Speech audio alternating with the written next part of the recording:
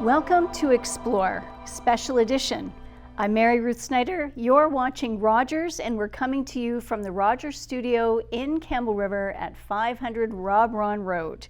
We have a very special guest with us today, City Councillor Tanille Johnston, who is also a member of the WeWaiKai First Nation here in Campbell River. Tanille, thank you so much for joining us. Yeah, no problem. Now, it is a special edition. This is going to be approximately an hour long because there is so much to discuss with Tanille. We are going to start with her history and her family's history first so that you get to know the person behind the roles that she plays and she's involved in the community. Tanille, could you sort of give us an overview of your background and your history and how let's start at the beginning. Oh, goodness. So I mean, something that I say all the time is I was born and raised in Campbell River, so this is very much home for me and on a number of levels. I grew up in the Willow Point area, so I grew up off reserve, but definitely easily the majority of my family lives on reserve. I was a Penfield Flyer, which I say very proudly. I love Penfield. And then I moved on to Southgate as a middle school and then graduated later from Timberline. I'm a member of the WeWaiKai Nation, so I'm very proud to have Likosto lineage here locally. It's a great feeling being home. After graduation, I did go to the South Island. I was down in the South for almost 11 years. At the time when I graduated, I wanted to do nursing, and I got into Camosun College nursing program first. And so I did 2.5 years of nursing school, but very much realized nursing was not for me. I wanted to be a helper, and I thought that nursing was going to be that pathway for me. Okay. And then I discovered kind of social work through doing some mental health and addictions courses and getting a certificate in being a community support worker. And then that led me into social work, which kept me in the South Island for an extra few years. Because it was the only institution on the island at the time where you could do a social work degree. So I had to stay in the South and go to UVic and then graduate from UVic. Okay. So yeah, that's a little bit about me. So what was it? Was there a particular course that you got exposed to that made you realize that nursing's not it, but maybe social work is? Like, what was the event or the transition that happened for you to make you choose that? It was more so the time or lack thereof that you got with the people you were trying to help. So, okay. And I don't think much has changed. The workload on nurses is quite excessive, and you didn't have a lot of time to spend with the people that you were supporting. It was very much you had, the list of things that needed to be accomplished with that person, whether it was meds, whether it was bed changes, whatever it was that you needed to do. And you really had to get in and support that person to get through those things as quickly as you could and move on to the next person. So it wasn't the time that I wanted to invest in people. Right. And that was really hard for me. That was a really big struggle for me. You didn't really get to talk or even acknowledge the person's story. Or where they were coming from, or anything outside of the medical care that they obviously were needed, and you were there to help provide. And that was a struggle for me, and just didn't really fit with what I felt I wanted to do and where I felt I was going to be the most benefit. So then when I got into more the mental health addictions arena, a lot more time with people, a lot more conversation, a lot more involved relationships. So I had to make a choice. I could stay in nursing and pursue more of a psychiatric nursing where your client load looks a little bit different. The timing is a little bit different when you're with what you get to spend with clients. Right. And risk that, hoping that was enough. Yep. Or go down this more social worky, mental health counselor type pathway, knowing that I had already felt that relationship difference in that educational pathway, and I made the leap. Okay. when you made the leap, how much longer schooling did you have to do? Were there some classes that transferred over from nursing to social work? Unfortunately, at the time, no. Okay. Not a lot of my classes transferred. I think maybe 2 of them actually transferred. One of them happened to actually be an elective in astronomy that I took that transferred into social work, but not even the course that I took through nursing that was self and others transferred into social work, which was a little bit mind-blowing. So I ended up doing 3 years of summer sessions to get caught up in the course credits that would transfer me into social work to then be able to actually get into my final 2 years of social work. So I ended and was up it a 4-year for a long program? time. It is a 4-year program. So your first 2 years are pretty flexible with credits. Yeah. But then your last 2 years is all social work curriculum. So I had to do a lot of catch up. Now, what would you say that helped you ultimately choose that path? Was there something in your childhood or your teenage years that you can recall that brought you to that decision? Not that I can recall. I knew I always wanted to help. And I mean, I know where I got started on my nursing path. So there was a very inspirational nurse in my life and in my mom's life. Her name was Phyllis, and she was an amazing human being. And I saw the work that Phyllis was doing, and I also saw my mom's relationship with Phyllis, and it was really inspiring, and I really loved that. And I knew that Phyllis had a nursing background, so that is what drove me to go into nursing, was that. But then when I got there, it was very different. Right. At least the educational experience wasn't necessarily what I could envision myself doing, and then not knowing whether that educational experience aligned really well with what practice was going to look like was a gamble, right? And going to school for so long and then graduating and going into a profession that maybe is really miserable for you was something that I was kind of terrified of, investing that much time, effort, money, hard work to graduate and do a job that you're really not suited for was something that I really didn't want to commit myself to. When you graduated with social work, did you go right into working in social work in the South Island area, or did you come right back to Campbell River? I consider myself very lucky. So at the time, we were in a political climate of Christy Clark's reign in our area, and unfortunately, social services weren't really necessarily seen as value at that time, and so the job opportunities for social workers were fairly non-existent.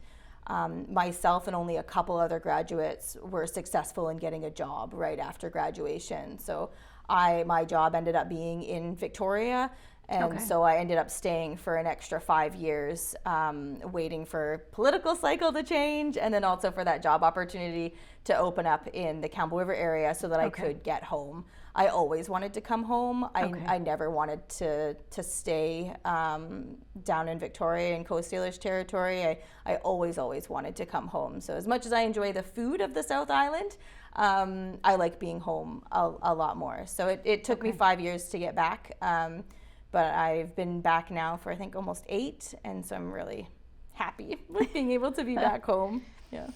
And let's talk about your family for a few minutes. So both your mom and father come from WeWaiKai? Just my mom. Just your mom? Yeah. Okay. Yeah. So my mom's a member of the WeWaiKai First Nation. It's WeWaiKai, okay. And my dad is not. Okay. Yeah. All right. And in your upbringing and as you were growing up, of course now there is a lot of information that has come out about residential schools, and the fact that the last residential school in Canada was only closed in 1996, which I still find absolutely shocking. And it was in BC. And was it in BC? Mm-hmm. Okay. And it just, so growing up, what was your understanding, or how old were you when you started to gain an understanding of what had happened to the Indigenous population in Canada? I think it was pretty delayed, specifically my understanding of what like residential school, boarding school, day schools were. Where I first experienced racism would have been in elementary school, not personally. So I had which some would call a privilege of being able to pass as a white person, so pass as Caucasian. I rode that wave for quite some time in my life because very young, there were certain things said about other individuals that went to other schools that those folks having those conversations did not know that those were my cousins and that those were my family, and that's who I spend Christmas with. Okay. I knew that. I didn't say anything about it, but those conversations started happening very young in elementary school, and I knew Really? that's at that point is when I started understanding that there was a big difference between kind of what these kids thought who they were and how they're talking about my family. So it was at that point for sure that I saw that and I felt that, and I definitely hid from it because I could. So very, very young, but as far as residential school, day school, boarding school, much later, like teenager years, for sure, when we started talking about it. It's not something that community actively spoke to. It's definitely something people tried to shove down, hide away, forget, get rid of as much as possible. So it definitely wasn't something that would come up at, community dinner or a band meeting or anything like that. Okay. I also didn't have my status card right away either. Okay. Because back when my parents originally got married, if you were a status card holding female and you married a non-Indigenous man, you lost your status. What?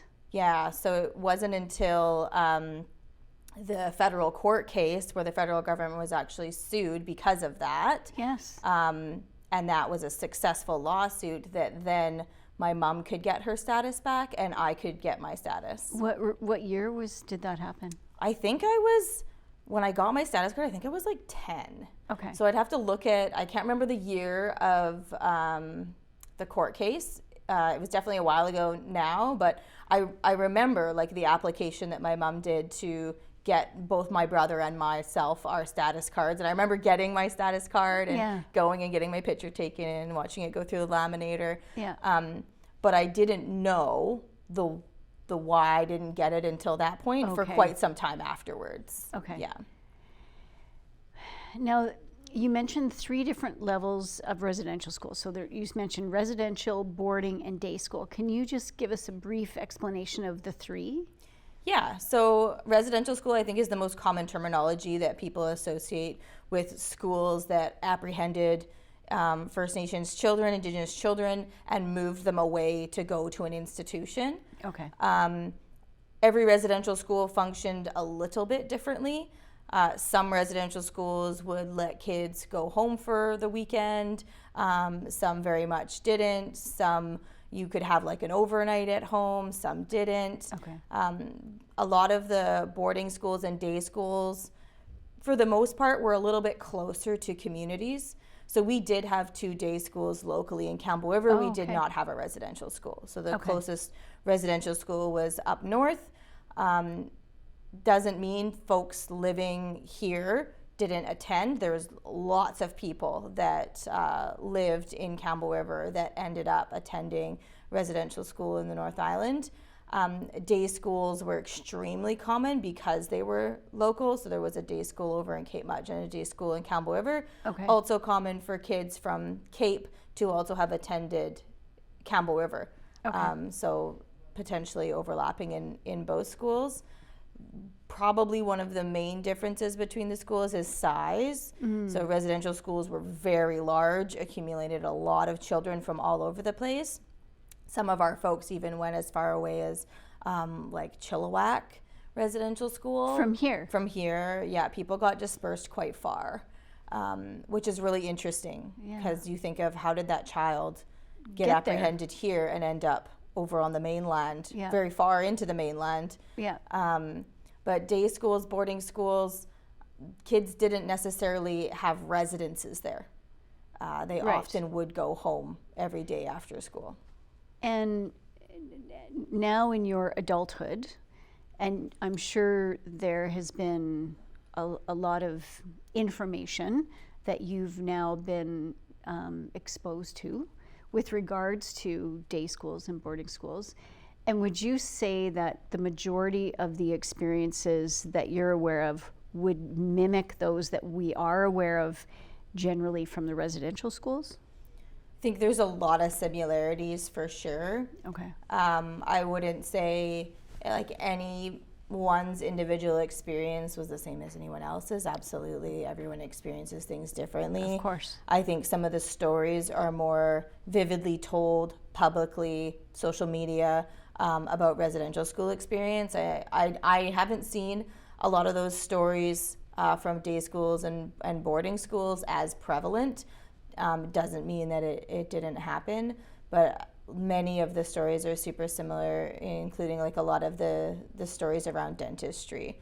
So it wasn't as commonly understood, I think, by the general public that dentists would also attend residential schools, day schools, boarding schools to remove children's teeth, and they were paid per tooth when they would go and do that work. So it was extremely common for tiny humans to actually have all of their teeth removed. So we have numerous elders that live locally. That? Well, they were paid per tooth. So the dentist could go to a community, visit the day school or the boarding school or the residential school, and collect quite a few teeth and make quite a large purse of money. But are they taking? So. But what is the purpose of taking the teeth? Did they have cavities and they just didn't want, like? I'm sure some did. Some did. Like, I don't want to paint like the exact same brush over every person that went and did dental work in any of these places. But I could not fathom, knowing how many elders, even just locally here, we have that have had dentures since they were teenagers. What? Because they had all of their teeth removed. Like, I could never say that it wasn't driven by like a financial gain, because I don't understand why a tiny person could possibly necessitate all of their teeth being removed and having to have dentures as still a child. Like, I can't kind of think of why else, that could happen. I mean, I've never heard of that today. Like, and we still have many nations across Canada that live in great poverty in their community. Right. And you don't hear about those children having to lose all of their teeth and being replaced with dentures. It's pretty unheard of. So I think that was probably, I mean, part of my previous work when I worked at, it was called Youth District Council Health. Now it's Liquidville Health Society. Okay. Was supporting people through those class action applications for residential school and day school. And those stories around the dentistry were ones that like really, really stuck with me, because it was just to try to, your brain tries to understand it, right? It tries to, just like you were. I'm trying to understand it. I still can't. Yeah. I'm really struggling with that. And sitting with an elder in front of you that is currently wearing dentures, that is telling you they have had those dentures like their whole life, is just shocking, unreal. Yeah, like it's. I'm not often speechless, but this, I don't even know what to say to that. Yeah, it's so crazy. So the lived experience that is local is immense. Okay. There's a lot of stories that live locally, and my heart goes out to everyone. It impacts so many families. So it was very tragic, for sure. When were you able to switch from being Victoria up to Campbell River professionally? I think it was like 8 years ago. Okay. Yeah. And what was your first job up here? Frontline social work, Ministry of Children and Families. So I did promise myself as a social worker I would never do child protection. But when I was trying to get home, my grandmother was really ill and I needed to get home. She wasn't going to be around for all that much longer, and I needed to get home. I actually moved in with my grandpa when I moved back. Okay. I didn't want him to be on his own after my grandmother had passed. So I took the job that I said I would never take, and I worked child protection at our local Ministry of Children and Families office until there was an opening at what was Quagga District Council Health as a patient navigator, and I ran very quickly over to KDC to go work with them for a few years. Yeah. Okay. And when you say the position at KDC was a navigator, what does that mean exactly? It was basically a problem-solving position. So the title was a patient healthcare navigator. Okay. I was really well supported in that role to really try to support community in whatever way they needed to be supported. So whether that was advocacy within the healthcare system, whether that was filling out a reimbursement form for a medication, whether that was supporting families from the other side that had child welfare involvement and being their advocate, helping them go through the court process, understanding, you know, what was being said to them at different meetings with social workers. Okay. I could do that. So I really got into a lot of things, and then that's where my kind of relationship came with supporting, filling out the applications for the class actions with the residential and day schools. So in that process of doing that, you heard many stories about what was involved, because in filling out those applications, they had to provide their story? There was an expectation in the application that you provided some detail of the harm that was done. Okay. As most provincial governmental processes, it wasn't necessarily very friendly, wasn't very supportive, asked very limited questions. So there wasn't a lot of room if you just looked at that piece of paper to actually include what you wanted to include.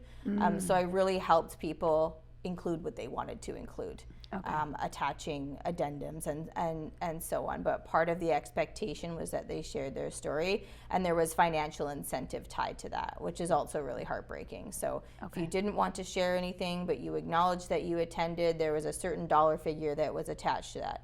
If you wanted to share extensive information about what you went through, there was a different dollar figure attached to that.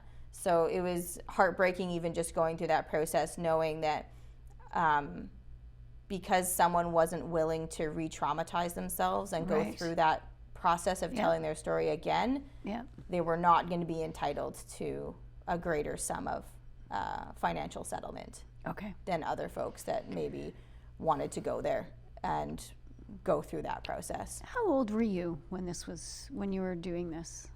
How old was I? Oh my goodness. So okay, 8 so I years started ago. social work at 22, so 27, 26.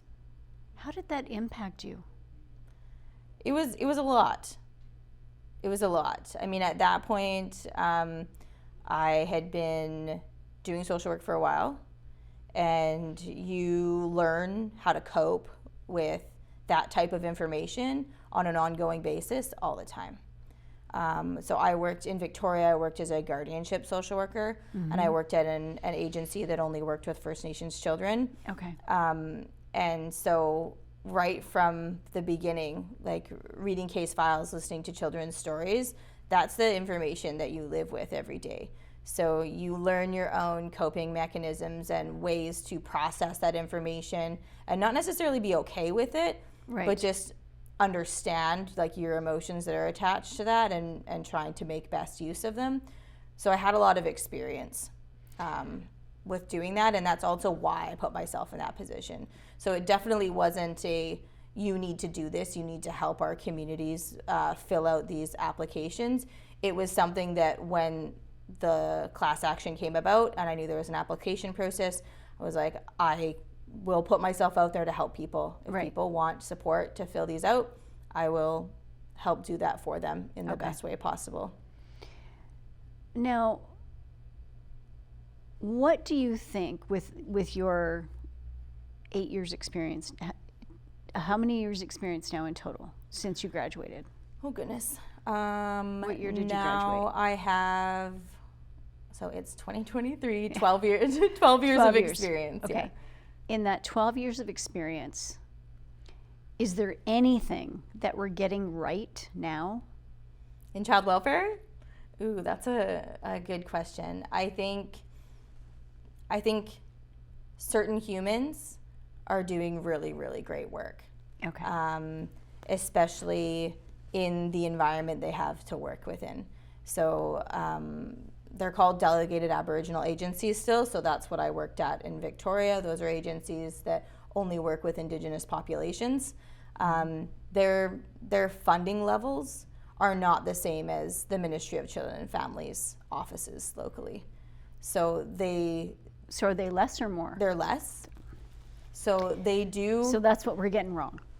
I mean, that would be a great starting place to at least align the funding so that it complements the work, because at those delegated Aboriginal agencies, often the work is also done a lot differently. Yeah. So our dedication to family within the organization that I worked at was very, very high.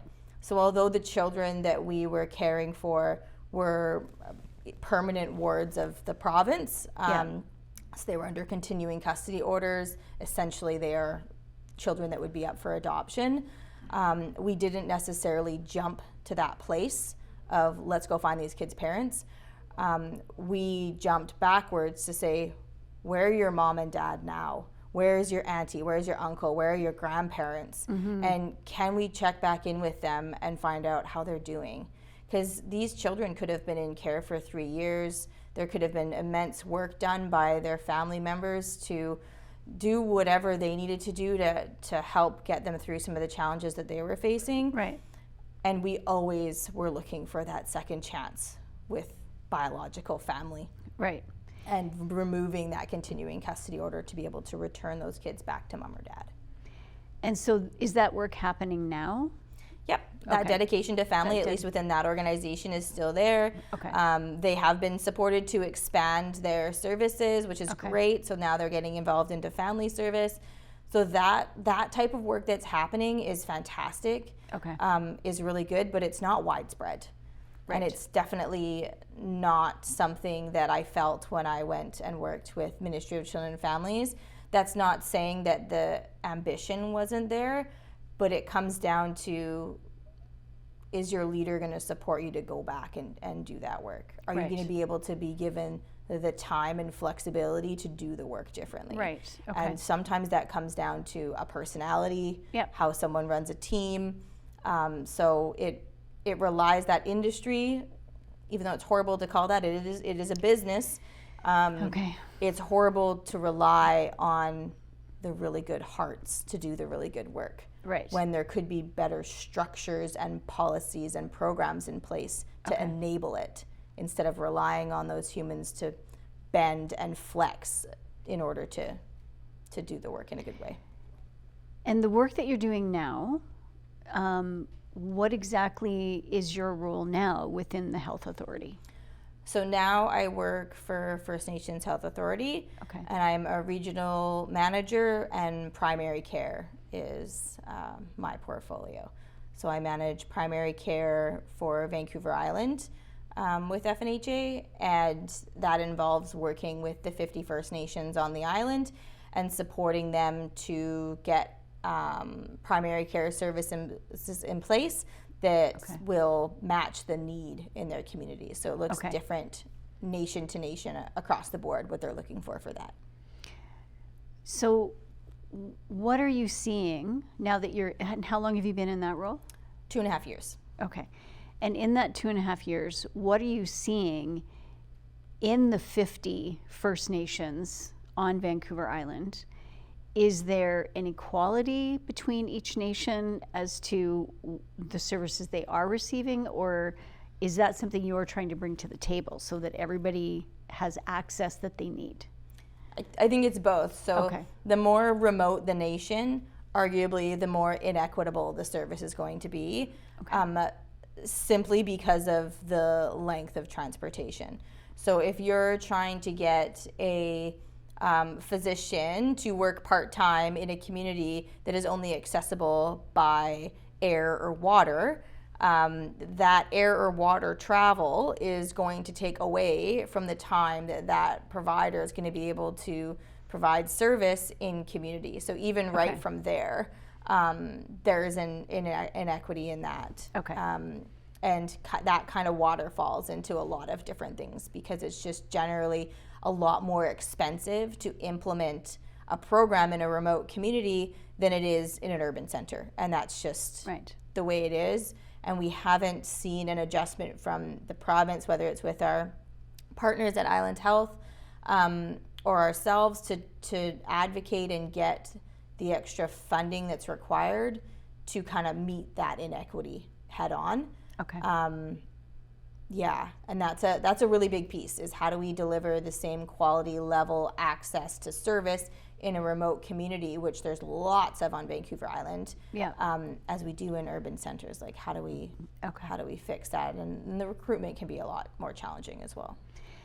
And is the recruitment part of the challenge not just because it's remote, but because of transportation, housing, accessibility in that community? Is that part of the problem? Yeah, it can be. Just like, I mean, people talk about affordability of rentals and all that kind of stuff all the time. And I like to offer that try finding a rental in Port Hardy. It's really, really hard. Like, there's no vacancy. There's no space to rent. Right. So everywhere across the board is so challenging. And in certain communities, when you live in a level of isolation, and if you aren't used to that, that can also be a huge learning curve. We see a lot of folks that maybe go into the north and they love it, like it's going well, like they appreciate what they're able to do as a professional, but then maybe they want to start a family and their whole family lives somewhere else. Okay. That's a very challenging landscape when you're feeling then that additional isolation away from family and maybe a support system. Right. That can become a barrier to maintaining retention in certain remote locations. Okay. I just want to remind our audience, you are watching eXplore Special Edition. I'm Mary Ruth Snyder. Our guest today is Tanille Johnston. Now, Tanille, you are 12 years into the healthcare sector. What would you like to see change in the next 2 years? Oh man, I mean, I'm a big let's do it all. Like, I know that's impossible, but I try to not pick lose, your top lose two. the ambition. Top two. But I would love to see. So there's a program. It supports physicians with a travel subsidy to travel into remote communities. Okay. So that's great. Having that pathway is awesome. It helps with that recruitment to get those providers out into remote communities. However, that program is only accessible to physicians.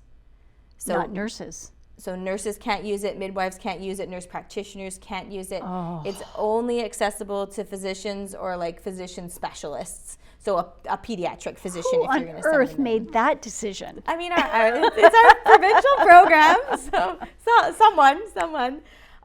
So I would love to see that change. Okay. I would love to see that even open up to nurse practitioners. Of course. If we can just take that one step. Yeah. Because when I have been a part of nations recruiting after a physician has left and they're trying to fill that spot, we've been in a position where we have a nurse practitioner that could go and do the work, but they can't get that travel subsidy. Okay. And then we're trying to find that money to pay for that, because we've got the worker. We have the human resource to do the work, but we can't get the human resource to the community, and that's really challenging. We shouldn't be there. We shouldn't, especially in today's healthcare landscape.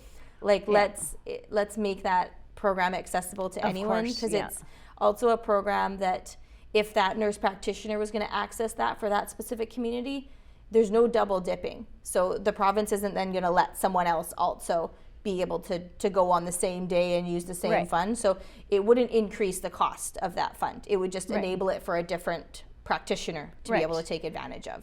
So it doesn't put pressure on budget. Of course. And nurse practitioners, they are, like Sayward has a nurse practitioner. It doesn't have a doctor. Not sure about Gold River, but a lot of nurse practitioners have become, because they have so many aspects of healthcare that they are able to provide without a doctor.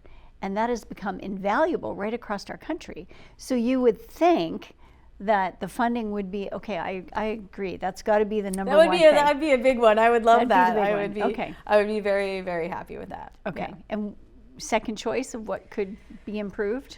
Second choice,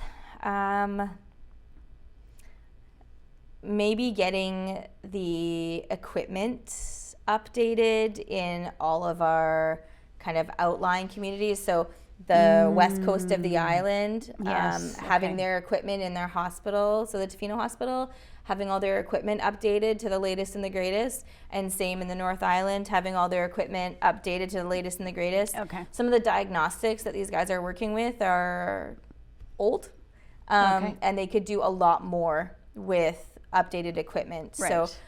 I think, trying to be reasonable about Yeah. it, those would be Yeah, two those are really pretty great good. things that Yeah. I would love to see. Yeah. Okay. All right. Now let's flip over to education for a minute.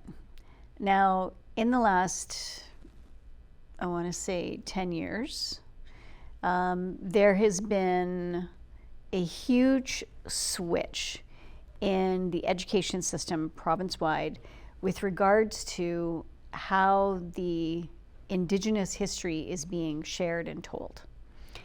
And do you think where they're at now, do you think it's enough? Or do you think there needs to be other pieces that are still missing? I definitely don't think it's enough. I don't even know what enough is. I don't even know how I would define what enough is. My concern with the rollout of the curriculum is who's teaching it and what are they saying. It actually gives me a lot of anxiety. I'm excited that conversation is happening and they've done something about it and there is a curriculum and it's going out, but then it's how is it being delivered and who is delivering it. Okay. When that information isn't delivered in a really good way and isn't done so in like a really meaningful, impactful, purposeful way, I don't know if it would stick. Like, is it being just kind of read over one day a year in each class? Like, what does it actually look like? How is it being handled? How is it being managed? Is there like a review process going on with it? Are there people that are checking in? How have people been trained to deliver that information? There's so many questions that I have around it, that I think there's huge potential, but I do worry about how it's rolling out all over the province and kind of what's being said. Okay. How do you feel that there has been sufficient engagement with the First Nations to ensure that the Indigenous education that's being placed throughout the curriculum, age appropriate? Do you think that there has been enough consultation and involvement with the First Nations themselves to make sure that it's appropriate information and accurate and substantial enough from what you're aware of? I doubt it. I doubt it, especially because when you put information out there like that, if it's a pan-Indigenous approach, which they have taken with developing curriculum to go into kind of all school districts, it doesn't localize the experience for the kids that are learning about it. Okay. So it does make it easier to kind of learn and forget. Okay. I think information like that should be built on the local structure. So School District 72. Right. What does the Indigenous landscape look like locally to where you live? Who are the nations that steward the lands and waters here? Like, where was the closest residential school? Where was the closest Indian hospital? Do you have local folks that want to come and talk about that experience? Finding folks that have experience in Indian hospitals is very few and far between, but it's quite a history. What do you mean by Indian hospital? So there were Indian hospitals in the same sense that there were residential schools. Oh. So Indian hospitals were specific to Indigenous people, where if you got sick, you went to the Indian hospital for treatment. Oh. Ours was in Nanaimo on the VIU campus. So you had anybody from the North Island had to travel all the way to Nanaimo for they couldn't go to the local hospital? They weren't allowed? No, if they got sick, they went to the Indian hospitals. Is it because they actually weren't allowed to go to like St. Joseph's in Comox or the Campbell River Hospital here? Like they literally had to go to the Indian hospital in Nanaimo? I would be able to say definitively, like if someone walked Okay. into one of those hospitals, they were turned away. But I do know that people that got sick were sent to the Indian hospital, especially if someone was diagnosed with tuberculosis, they were sent to the Indian hospital. So some people referred to them as TB hospitals because there was an excessive amount of tuberculosis that was prevalent at those hospitals by the folks that went there. Okay. But they were there for a long time, like years. The hospitals or the people? The people in the hospitals. So community members, when they went to these hospitals, usually it was because they were so ill they needed to go to a hospital, but they would be there for years. They wouldn't be there for a day, 3 days. They would be there for years. Why? I mean, I wouldn't be able to say for sure why. I know that tuberculosis wasn't exactly managed very well back then. I know that the antibiotic for tuberculosis was widespread, effective, and available years before it was used at Indian hospitals to treat tuberculosis. I think it had won a Pulitzer before it was accessible to Indigenous populations to treat tuberculosis. So Indian hospitals are there. There's some pretty horrific stories, and Wow. I know one of our local folks that had to spend, I think, 2 years in the Indian hospital in Nanaimo. Was grateful that she was there with family because she had someone to talk to. Right. So she would say that that's how she maintained her language, is that she could whisper to her relatives that she was right next to. Okay. Wow. Now there has been a lot of work around preservation of the multitude of languages that are throughout the 50 First Nations on the island.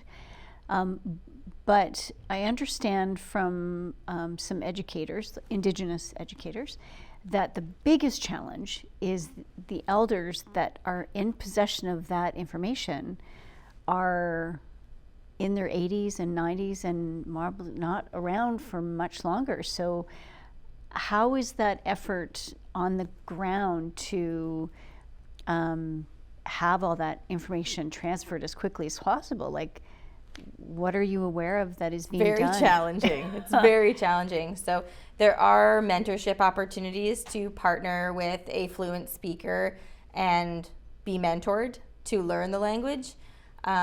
Those opportunities are great, but they're challenging because it is paid, but it's not paid to the extent where you could do that full time and live off that wage and just dedicate yourself to language learning. Okay. So it's on top of your job and maybe your kids and whatever else you have going on in your life that you're trying to maintain your native language. So that's a great program that maybe we could do a better job at funding. I mean, Ripple Rock is a really great example. Like, we have language in Ripple Rock. So we have Kwakwala Likwala speakers in Ripple Rock. I think it goes to grade 2 now, which is really, really exciting. My daughter is a part of one of the first graduating classes from pre-K and daycare that had Language Nest in their daycare. So they did like 5 minutes of immersion every day at daycare. And so these little tiny humans were learning their native language while they were at daycare and pre-K. And now they've gone into kindergarten where they have an immersion program at Ripple Rock as well. So that is, I mean, that's huge. That's huge. I mean, we need it all the way through. We need it kindergarten to grade 12 to actually be able to preserve the language. Because like you mentioned, like, our fluent speakers are not getting any younger, and we're only going to have them for so long. I mean, we can also rely on our northern relatives, like in the North Island. Kwakwala has been in the Numgis school for a long time. They have quite a few fluent speakers in the north, and so I think taking advantage of that where we can. And I mean, local to my nation, we have tablets that have a language program on them. Oh, great. So you can actually work through your lessons and practice, which is, I mean, a huge asset. We've only had it for a few years. I think we got it in 2019. Very, very cool. Very awesome tool to have. But I mean, we're very far away from like being able to say like our language is here to stay. It's going to take a lot of dedication from a lot of people to be able to do that. And I mean, I think it's really important. Now, in the last year and month, 13 months now, you've been exposed to a whole new language, and that of local government. Now, let's start with the fact that you are an elected city councillor for the city of Campbell River. What went through your mind when you were thinking about, like, how did that thought even come to you, that was something you thought you wanted to pursue? My kind of endeavor down to the world of politics probably started pretty young, because we had band meetings. So once my mom was starting to go to band meetings, I could go with her. We now had our status cards, so we were now kind of allowed to attend membership meetings and start learning. So I was exposed to kind of that political arena quite young. And then when I went to Victoria, I was still struggling with how many people I was going to tell about the fact that I was First Nations. Right. But I figured, I'm in the South Island, no one knows me, I can have whatever life I want to have, and I can make whoever I want to be. And I full on pursued identifying wholeheartely with the First Nation side of my family, and went to the Native Student Union at UVic. And I walked in the room. I was super nervous. I walked in the room and met the other people that were there, and immediately got a position on the Native Student Union Council as the Advocacy liaison. Given that I was in social work, it was a well-suited title, and kind of never looked back. Like it just so post-secondary was a huge eye-opener for me. So my role with the Native Student Union, and then I was on the UVic Student Society Board of Directors. I sat on the UVic Senate.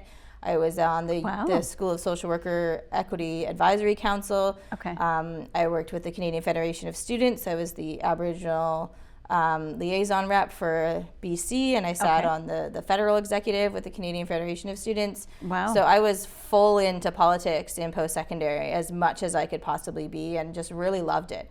I really enjoyed it and learned a lot.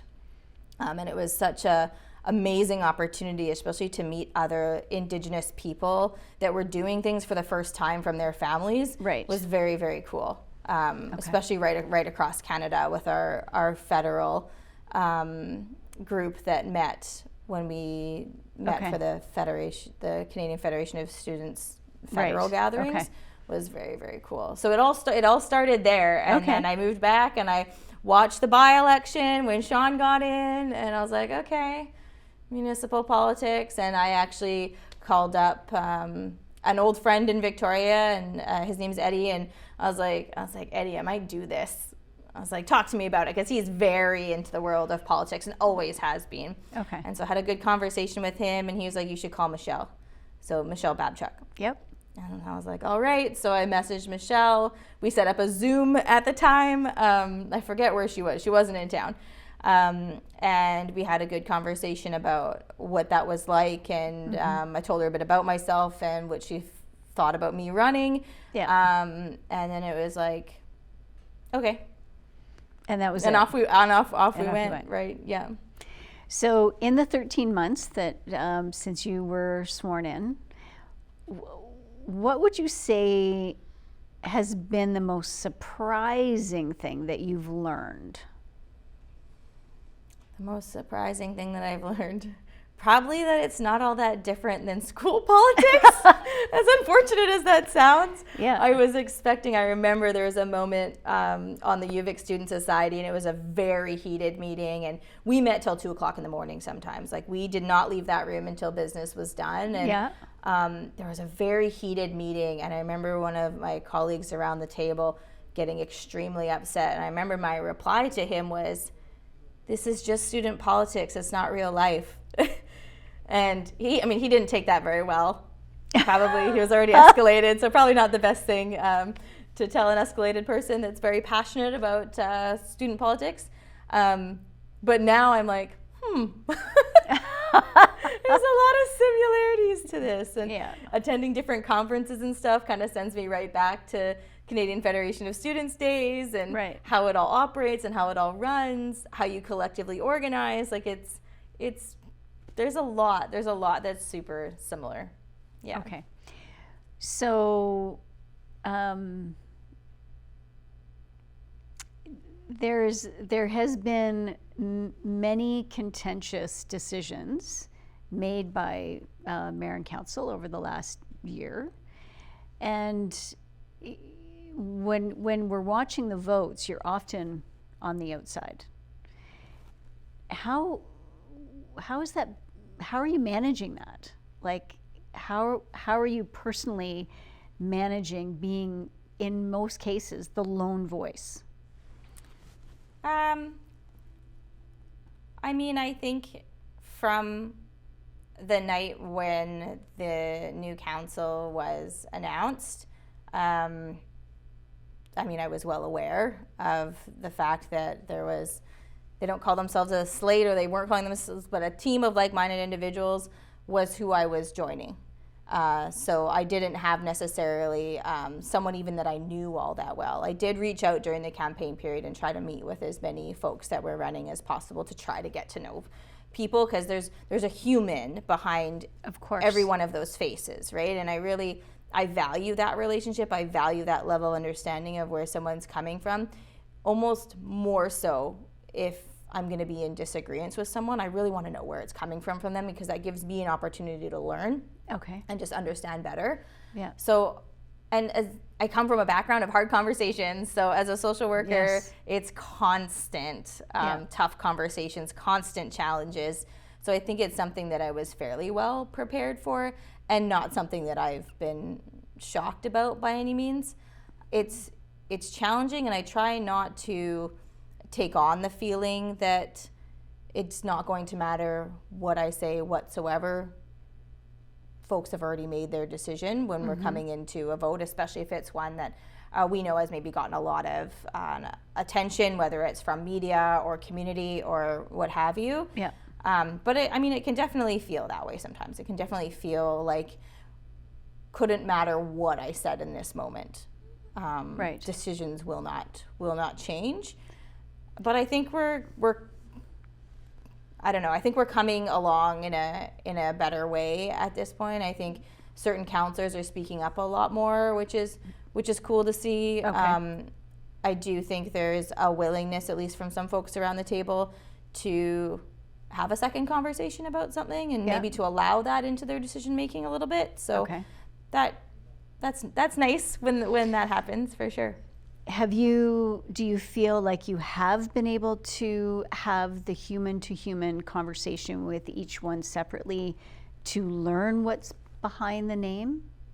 A couple counselors more than others, for sure. Okay. At this point, it's been pretty challenging to be able to get that time, take that time.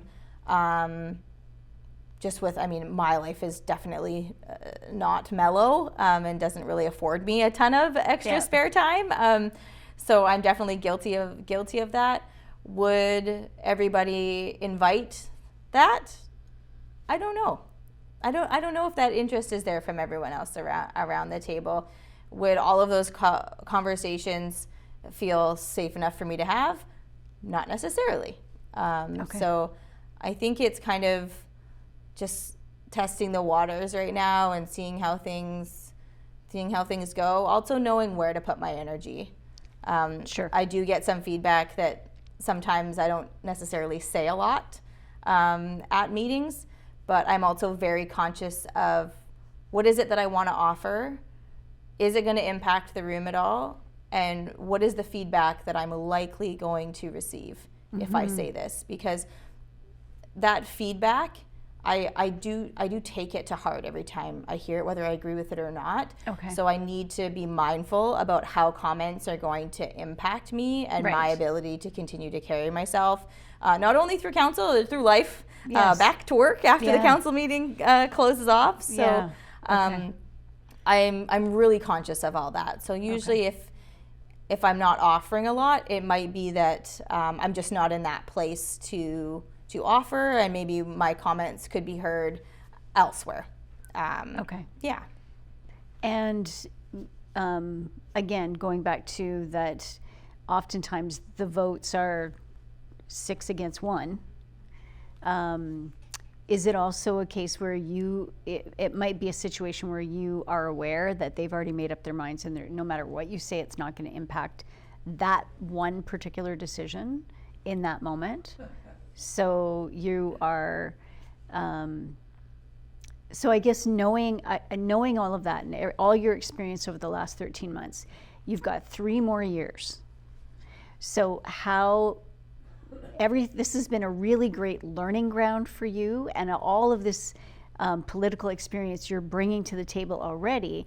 So the next 3 years, how do you see the next 3 years evolving? And I use that word with hope. Yeah, I mean, I think this was, even just looking at our financial deliberations, like, I'm a little bit worried / curious to see how our current landscape of financial projects and taxation is going to turn out for us. I do get a little bit of anxiety when I look at that, because when it's up on a spreadsheet, you see kind of previous terms councils keeping our taxation extremely low, which feels good in the moment as a taxpayer.